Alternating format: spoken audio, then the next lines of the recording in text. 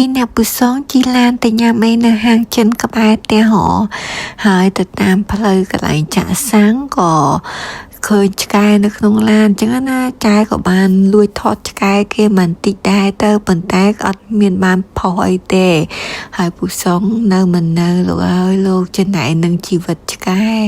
គាត់ថាឆ្កែនេះវាមានសំណាងដល់ជីឡានម្ចាស់វាបើកពុសងនិយាយចុះនិយាយឡើងចង់ឲ្យឯងបើកឡានតានេះក៏ពួកអីទៅណាមកណាតើពុសងក៏បើកឡានហ៎ចែមានតែបើកឡានទេនិយាយរួមទៅចែអត់សូវប្រសពខាងមើលផ្លូវបើកឡានអីទេគឺចែបានតែពីផ្ទះទៅរើសលុយគេហៅថាទៅរោងចក្រទៅរើសលុយអញ្ចឹងពីកន្លែងរើសលុយមកផ្ទះអានឹងស្គាល់ផ្លូវតែបើបើកទៅណាបើកទៅណីអើយចែមិនចង់បើកទេដោយសារចែមិនសូវប្រសពហើយហាងចិននៅក្បែរផ្ទះនេះចែអាសាមកញ៉ាំ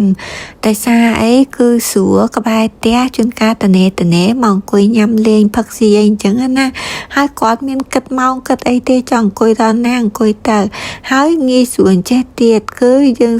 ថាចង់យកស្រាយកអីទៅផឹកនៅក្នុងហ្នឹងគឺបានអញ្ចឹងណា